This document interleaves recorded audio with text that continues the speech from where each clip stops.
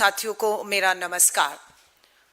साथियों, अभी हाल ही में नेशनल क्राइम रिकॉर्ड ब्यूरो के 2024 के जो है वो आंकड़े जारी किए गए, जो केंद्र की भाजपा सरकार के दावों की पोल खोलते हैं और उन्हें बेनकाब करते हैं। भाजपा के लिए लाइनें पढ़ रही हूं, भाजपा की सरकार के लिए।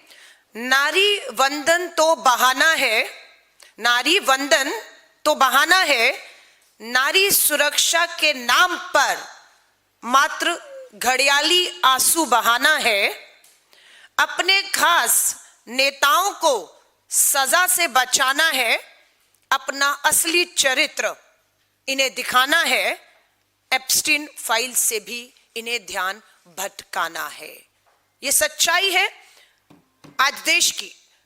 बहुत ही दुख और दुर्भाग्य से कहना पड़ रहा है कि नेशनल क्राइम रिकॉर्ड ब्यूरो के जो आंकड़े हैं 2014 से अगर हम 24 लें, मोदी सरकार में महिलाओं के खिलाफ अपराध कितनी महिलाएं? 42 लाख महिलाएं, 42,85,888। ये आंकड़े नहीं है, मामले नहीं, ये महिलाएं हैं। ये न्याय मांग रही हैं, अदालतों के पिछले 10 साल से चक्कर पे चक्कर काट रही हैं, कोई न्याय इन्हें नहीं है और ये संख्या लाखों में है। और ये है इनका असली बेटी बचाओ के नारे की सच्चाई की 42,85,000 से अधिक महिलाएं आज न्याय मांग रही हैं। मोदी सरकार में महिलाओं के खिलाफ अपराध के आंकड़े देखिए। 2014 में जब ये सरकार में आए तो 3,40,000 महिलाओं ने अपने खिलाफ बलात्कार, यौन उत्पीड़न और अपराध के मामले दर्ज कराए। 2014 से आते आते देखिए ये मामले कम नहीं हो रहे, ये लगातार हर साल महिलाओं के प्रति अपराध में बढ़ोतरी होती रही। और 2024 में अगर आप आंकड़े देखेंगे नेशनल क्राइम रिकॉर्ड ब्यूरो के, तो 3,40,000 के करीब 14 में हमारी बेटी बहनें न्याय मांग रही थी, तो आज आंकड़ा है, एक साल का आंकड़ा, 4,42,000 बहन बेटियां 2024 में मामले दर्ज हुए, न्याय मांग रही है। उन सबको अगर आप कुल करेंगे तो आज संख्या हो गई है 42,85,000 महिलाएं। ये नेशनल क्राइम रिकॉर्ड ब्यूरो के आंकड़े बताते हैं कि मात्र एक ही साल 2023 में 4,48,000 बहन बेटियों ने अपने साथ बलात्कार, यौन उत्पीड़न, अपराध के मामले 2023 में। इनसे भाजपा की सरकार, भाजपा के नेता कैसे नकार सकते हैं, क्योंकि ये इन्हीं की भारत सरकार की ही नेशनल क्राइम रिकॉर्ड के आंकड़े हैं। इस पे मुझे लगता है कि भाजपा को सबसे पहले, भाजपा की महिला नेत्रियों को सबसे पहले प्रेस कॉन्फ्रेंस करके इस पे जवाब देना चाहिए था, लेकिन वो जवाब देने की बजाय हमारे द्वारा खड़े गए सवालों से भी भाग रहे हैं। हर 70 मिनट में एक बच्ची, एक महिला देश में बलात्कार का शिकार हो रही है। ये इनका मॉडल है, ये भाजपा का मॉडल है महिलाओं के खिलाफ अपराध के मामले में। उत्तर प्रदेश जहां पर भाजपा की डबल इंजन की सरकार चल रही है, पूरे देश में 66,000 महिलाओं ने अपनी शिकायतें उत्तर प्रदेश में दर्ज की हैं। और सरकार ये नहीं बता रही है कि मामले तो दर्ज हुए, अपराध हुआ, लेकिन न्याय कितनों को मिला, कितनों को फांसी और सजाएं मिली। हम सरकार से कहेंगे कि इस आंकड़ों के साथ हमें वो भी जानकारी दीजिए जहां पर सरकार कहे कितने लाख मामलों में इतनी बेटियों को न्याय मिल गया और इतने अपराधियों को हमने खास तौर से पोक्सो के तहत नाबालिग बच्चियों के अपराधियों को फांसी के तख्तों पर चढ़ा दिया है। एक भी मामला आज देश में सुनने और देखने को नहीं है जहां पर भाजपा की डबल इंजन की सरकारें खोखले नारे बेटी बचाओ के दे रही हैं और वहां पर न्याय मिल रहा हो। दूसरा राज्य भी भाजपा का राज्य है, महाराष्ट्र। भाजपा की डबल इंजन की सरकार, देश में महाराष्ट्र महिलाओं के अपराध के मामले में दूसरे नंबर पे खड़ा है। 47,000, लगभग 48,000 महिलाओं ने, बेटियों ने यहां पर भी अपनी शिकायतें दर्ज की हुई हैं, कोई न्याय नहीं। तीसरा, फिर से भाजपा शासित राजस्थान, भाजपा डबल इंजन की सरकार में 36,000 बहन बेटियों के साथ जो है दुष्कर्म, बलात्कार हुए और मामले दर्ज हैं, कोई सुनवाई नहीं, कोई न्याय नहीं। पश्चिम बंगाल, जहां पर अभी टीएमसी की सरकार थी, भाजपा वहां पर महिला सुरक्षा का मॉडल लेकर गई। लेकिन अगर उत्तर प्रदेश, महाराष्ट्र और राजस्थान के मॉडल पहुंच पाए होते तो मुझे बिल्कुल भरोसा है कि भाजपा की सरकार पश्चिम बंगाल में कभी नहीं बनती। लेकिन खेल कुछ और हो गया, इसलिए यूपी, महाराष्ट्र, राजस्थान नंबर 3 भाजपा शासित डबल इंजन की सरकार में महिलाओं की जो हालत है, उसके बाद बंगाल में उनका आना बेहद चिंता पैदा करता है, जो मुझे लगता है कि वहां की महिलाओं के लिए एक नई और एक बड़ी चुनौती खड़े करने वाला है। मध्य प्रदेश में भी भाजपा की डबल इंजन की सरकार, 32,000 महिला बेटियों ने वहां मामले दर्ज कराए हैं। बिहार में इनकी सरकार 27,000 महिलाओं ने, हरियाणा में भाजपा की डबल इंजन की सरकार में लगभग 14,000 महिलाओं ने, बेटियों ने, और भारत की राजधानी दिल्ली अछूती नहीं रही। अमित शाह जी देश के गृह मंत्री हैं, पुलिस, कानून व्यवस्था, बेटियों की, महिलाओं की सुरक्षा आपके अधीन है, और भारत की राजधानी दिल्ली भी अछूती नहीं है। अगर हम टॉप के राज्य लेते हैं, उन टॉप राज्यों में भारत की राजधानी दिल्ली भी अपराध के मामलों में जो है वो पहले, दूसरे, तीसरे पायदान में राज्यों के साथ खड़ी हुई है। ये टॉप 5 राज्यों का नेशनल क्राइम ब्यूरो ने आंकड़ा दिया है। उत्तर प्रदेश, महाराष्ट्र, राजस्थान, पश्चिम बंगाल और मध्य प्रदेश। महिलाओं के खिलाफ अपराध में उत्तर प्रदेश नंबर 1 पे खड़ा है। न्याय मांग रही हैं 66,000 महिलाएं। प्रत्येक दिन दलित महिलाओं के खिलाफ हिंसा हो रही है। इन सभी अपराधों में महिलाओं के प्रति जो अपराध है आप देखेंगे, उसमें सबसे ज्यादा अगर महिलाओं को देखा जाए तो दलित और आदिवासी महिलाएं सबसे ज्यादा यौन उत्पीड़न, शोषण, अन्याय, अत्याचार, दुष्कर्म की शिकार हुई हैं। नेशनल क्राइम रिकॉर्ड ब्यूरो के अनुसार भारत में प्रत्येक दिन, हर रोज 10 दलित महिलाओं के साथ बलात्कार हो रहा है। छेड़खानी नहीं, गाली गलौज नहीं, बलात्कार हो रहा है हर रोज 10। ये इस पे देश के प्रधानमंत्री नरेंद्र मोदी जी, देश के गृह मंत्री, देश की आधी आबादी आपसे जवाब मांग रही है कि ये कब थमेगा। हर रोज 10 दलित नाबालिग बच्चियों और महिलाओं के साथ अपराध हो रहा है। ये शर्मसार करने वाली तस्वीर बिहार, जहां पर भाजपा की डबल इंजन की सरकार जब शपथ ले रही थी, देश के प्रधानमंत्री, गृह मंत्री मंच पर थे, वहीं पर पटना स्टेशन से एक नाबालिग बच्ची को उठाकर उसका निरंतर सामूहिक बलात्कार हो रहा था। ठीक उस समय जब आप मंच पे अपनी नई सरकार, नए मंत्रिमंडल का जश्न मना रहे थे, उस समय की ये तस्वीर भी शर्मसार करती है। मैं आपको एक वीडियो भी दिखाना चाहती हूं जो बिहार से है। बिहार में मुख्यमंत्री आवास से महज 3 किलोमीटर की दूरी पर कूड़े के ढेर में पड़ी हुई ये बच्ची,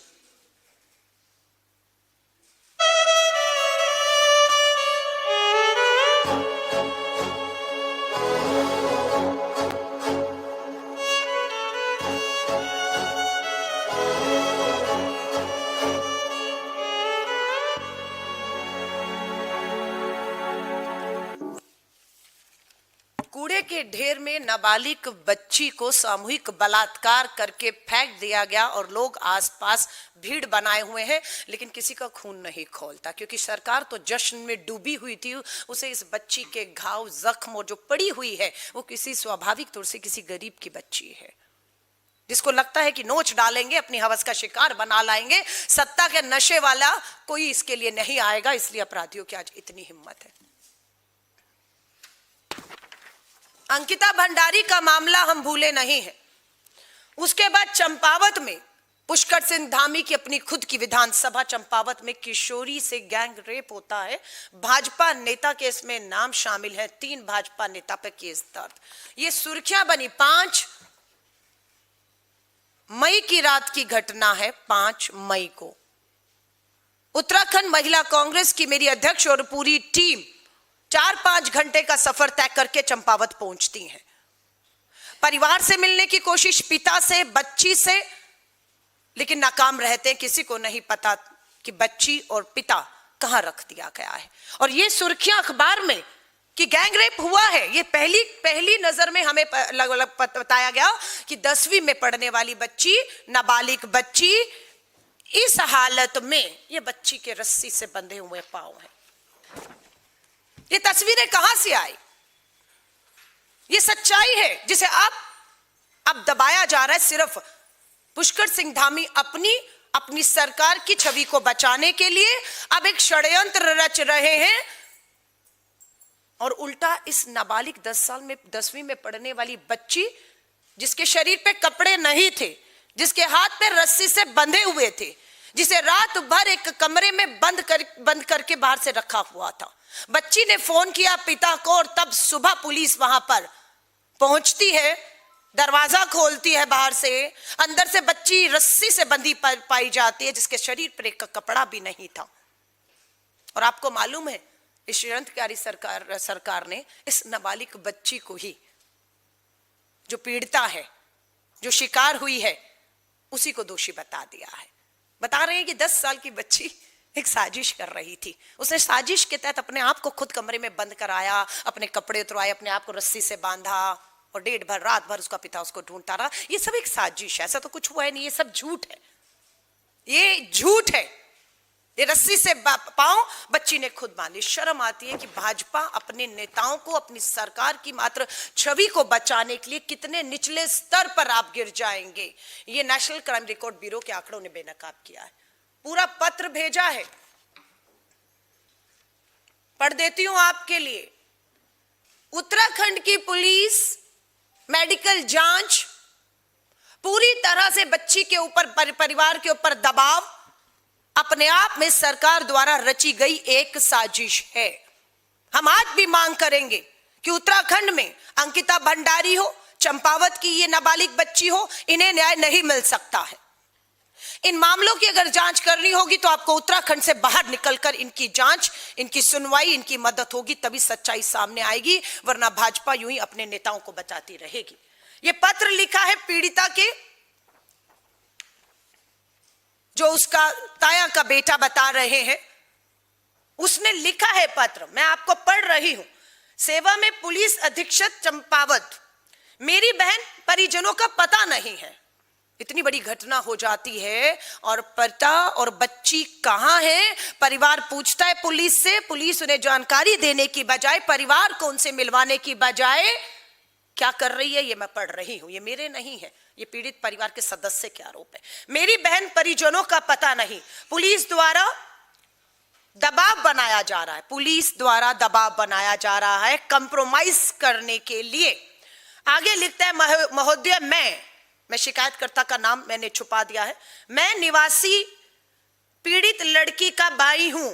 मैं आपको अवगत कराना चाहता हूं कि मेरी बहन के साथ एक गंभीर अपराध, गैंग रेप हुआ है, ये वो कह रहा है, जिसका मामला दर्ज कराया गया है। एफआईआर हो गई, जो इसमें भी आता है कि मामला दर्ज हुआ, लेकिन उसके बाद का खेल जो हम देख रहे हैं 6 और 7 को हुआ है सरकार की मिलीभगत से।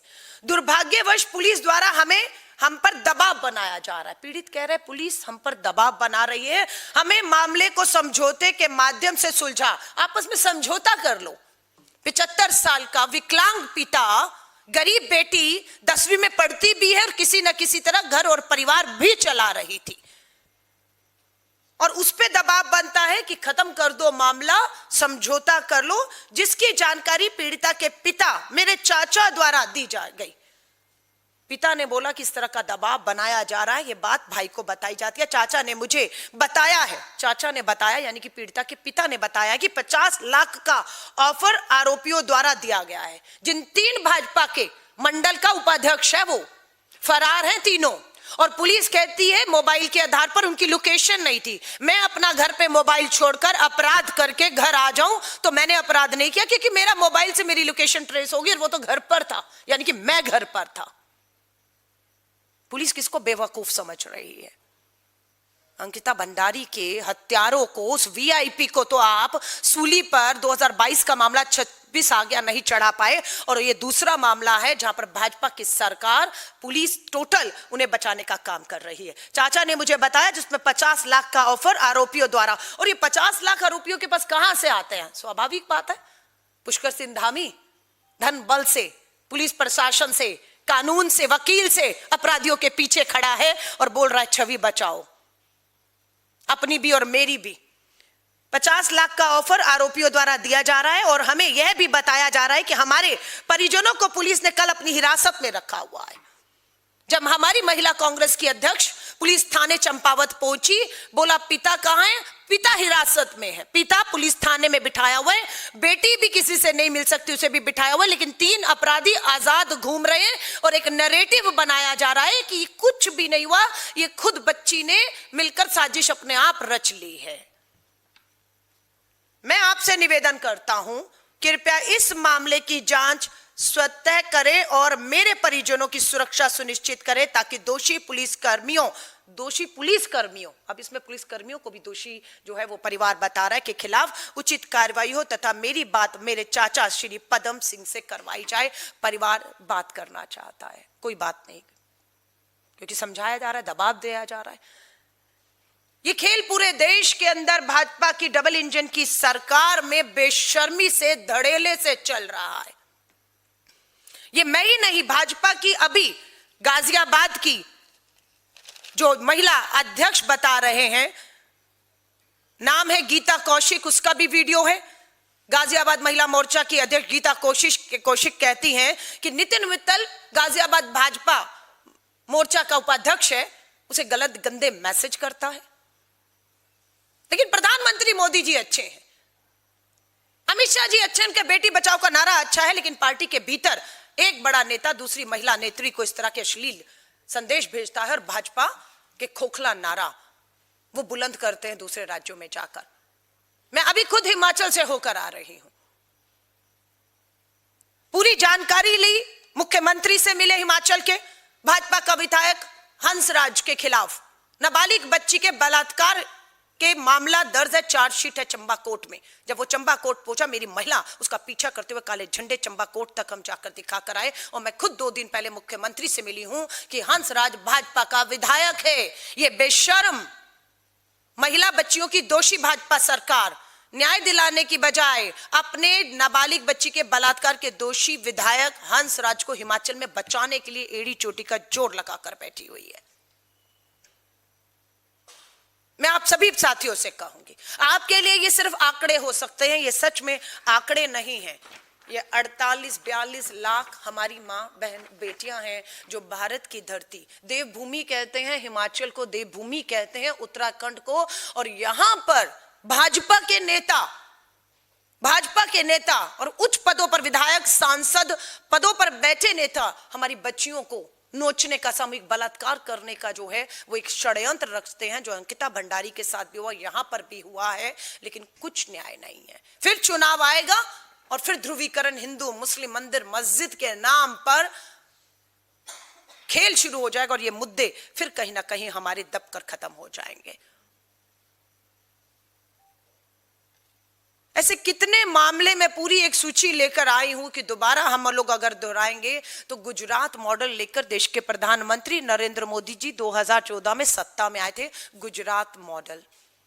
और हमारी आधी आबादी के लिए वो गुजरात का मॉडल अब समझ आता है कि वो गुजरात का बिल्किस बानो के सामूहिक बलात्कारी हत्यारों को फांसी की बजाय उम्र कैद में बदलने का गुजरात मॉडल था। और उसके बाद उन सबको एक विशेष सत्र गुजरात में बुलाकर जब उन्हें पैरोल पर छोड़ दिया गया, उनकी सजाएं माफ कर दी गई 11 सामूहिक बलात्कारों की, वो गुजरात का मॉडल था जो 2014 से 24 तक देश में आज पूरा लागू किया जा रहा है कि सामूहिक बलात्कार होंगे, फांसी नहीं होगी, उम्र कैद होगी और उसके बाद उन्हें क्लीन चिट देकर रिहा कर दिया जाएगा। ये मॉडल आज पूरे देश में गुजरात का मॉडल लागू हो चुका है।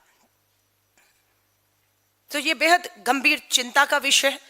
उम्मीद करते हैं कि 2026 के जुलाई में जो मॉनसून का सत्र आना है, national crime record bureau Bharat सरकार के खुद की पोल खोलते हुए उसी की सरकार के ये जो देश में आंकड़े जारी हुए हैं, हम उम्मीद करते हैं इस पे भी गंभीरता से चर्चा होगी और सिर्फ चर्चा अपराध पर नहीं होगी, इसके अंजाम पर भी होगी कि अगर 42 लाख नाबालिग बच्ची और महिलाओं के साथ अपराध हुआ है, खासतौर से पोक्सो के तहत उनको, उनमें से कितनों को फांसी हुई है, उसके भी आंकड़े, उसकी भी जानकारी जुलाई मानसून सत्र में सरकार देश के सामने रखे, ताकि हमें यह विश्वास हो सके कि अगर एक तरफ अपराध हो रहा है तो दूसरी तरफ फांसियां भी हो रही हैं। लेकिन सच्चाई यह है कि यह सब नहीं हो रहा है, इसलिए अपराधियों की हिम्मत बढ़ी हुई है। और मैं दोबारा जिम्मेदारी से लास्ट शब्द आपके सामने रख रही हूं कि ये बलात्कारी बेटियों के दोषियों को भाजपा की डबल इंजन की सरकार का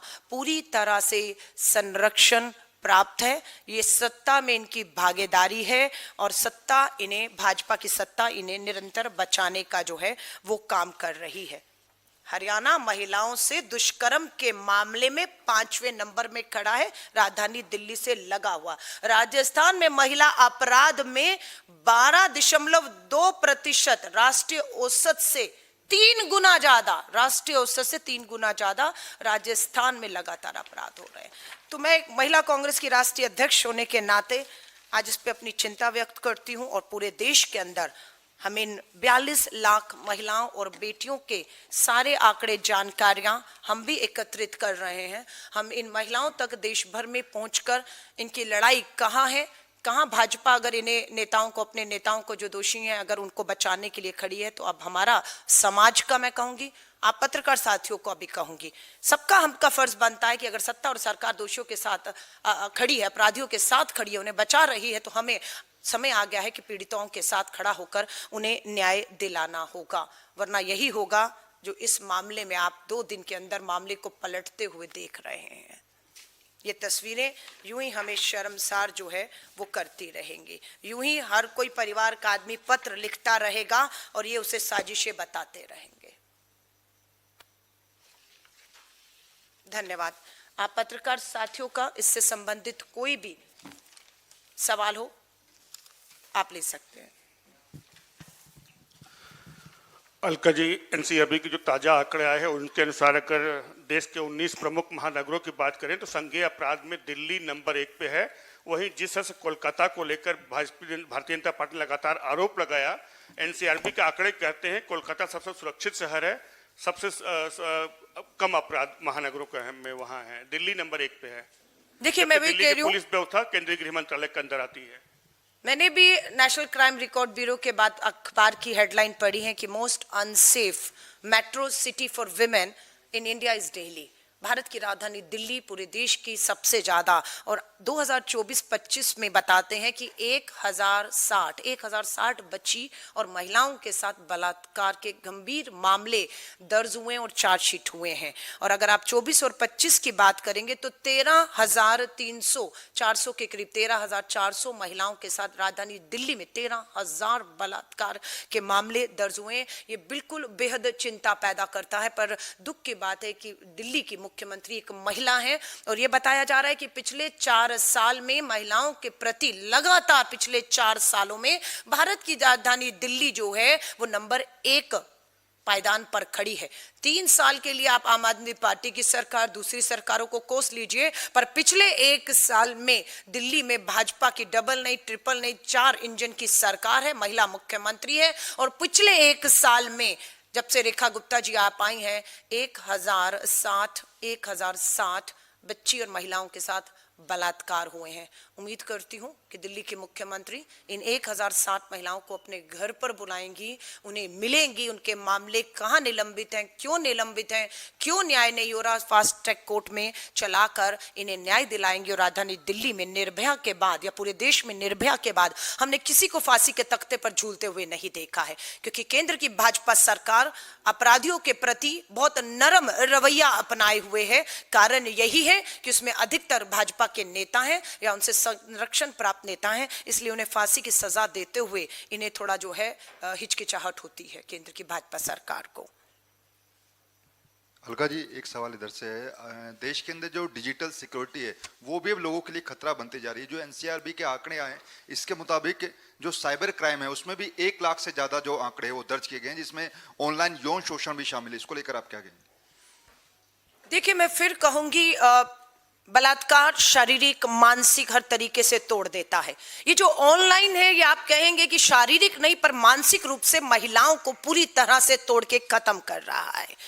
अभी आपने देखा कि बंगाल के चुनाव परिणामों के बाद टीएमसी की महिला सांसदों के तस्वीरों के साथ किस तरीके से छेड़खानी की गई आपने देखा होगा। मैं बता भी नहीं सकती हूं कि किस तरह से भाजपा आईटी सेल ने ऑनलाइन एआई जनरेटेड तस्वीरें टीएमसी की महिला सांसदों की शर्मनाक तरीके से, और उसको कहीं किसी भाजपा की महिला नेता या किसी ने उसे रोकने की, उसकी निंदा करने की, उसे हटाने के लिए कुछ नहीं कहा।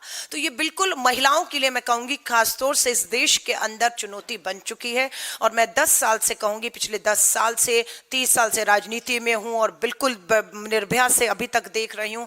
आज मैं बिल्कुल जिम्मेदारी के साथ कह रही हूं कि भारत बच्चियों के लिए, महिलाओं के लिए नर्क बन चुका है। और यहाँ पर देशों विदेशों कोई भी बच्ची, माँ बहन बेटी आज सुरक्षित नहीं है, क्योंकि सरकार हमारी बेटियों की सुरक्षा को लेकर कतई भी चिंतित नहीं है। वो किसी तरह की जिम्मेदारी, किसी तरह की सख्त सजाएं देकर कोई संदेश ऐसा नहीं दे रही कि अपराध कम हो। एक सवाल और है, एनसीआरबी की रिपोर्ट आई है, उसमें ही दिल्ली में इतना प्रदूषण है, ध्वनि प्रदूषण का मुद्दा है, लेकिन एक भी एफआईआर इन दिनों में इस मुद्दे पर दर्ज नहीं हुई है। किसी पर कोई कार्रवाई नहीं है, कोई एफआईआर दर्ज नहीं हुई है। प्रदूषण दिल्ली के लिए सबसे बड़ा मुद्दा है। देखिए, फिर आप कहूंगी मुद्दा, मैं नहीं कहूंगी ये मुद्दा नहीं है, मुद्दे बहुत से हैं। लेकिन आज मैं अगर आई हूं महिला कांग्रेस की राष्ट्रीय अध्यक्ष होने के नाते, एक महिला हूं, राजधानी दिल्ली से हूं, और आज जो नेशनल क्राइम रिकॉर्ड ब्यूरो के आंकड़े महिलाओं और नाबालिग बच्चियों को लेकर देश भर से आए हैं, वो बेहद चिंता पैदा करते हैं। और आज किसी भी बच्ची और महिला से आप पूछ लीजिए, कोई महिला ऐसे दिल्ली में अगर आप 10 महिलाओं को मिलेंगे तो 8 महिलाएं कहेंगी कि मेट्रो में जाएं, मेट्रो सिटी में जाएं, बाजारों में जाएं, छेड़खानी उनके साथ होना, गंदगी होना, बदतमीजी होना, ये बिल्कुल आम हो चुका है। अब सरकार या तो ये कह दे कि हम आदत डाल लें उसकी, क्योंकि आपके बस की नहीं है, हम आदत डाल लें, फिर हम तय करेंगे कि हम इन चीजों की आदत डालते हैं या इसको लेकर अब हम सड़कों पर उतर कर जो है सरकार का जीना हराम करेंगे। क्योंकि इन सरकार की वजह से इन अपराधियों की आज हिम्मत इतनी हो चुकी है कि हमारी बेटियां घर परिवार में भी, अंदर हो बाहर हो, वर्क प्लेसेस पे हो, कहीं कोई सुरक्षित नहीं रहा है। और कहीं मैं कहूंगी मामले दर्ज आप करते रहिए, और वो हो भी रहे हैं, बहुत जगह तो हो नहीं रहे। 42 लाख जो आप कह रहे हैं, ये तो 42 लाख वो हैं जो सरकार ने एफआईआर होनी दी। ऐसे बहुत से मामले हैं, जैसे ये पत्र लिखा गया है, यहां तो एफआईआर भी नहीं है। यहां तो एक कागज एप्लीकेशन ले लिया, परिवार को बुलाया, दबाव बनाया, लेन देन समझौता खत्म। ये तो इन 42 लाख मामलों में है ही नहीं है। तो ऐसे हिसाब से तो करोड़ों मामले हैं जो दर्ज नहीं हो पा रहे, और सामूहिक बलात्कार के बाद बच्चियों को कहीं कोई न्याय नहीं है।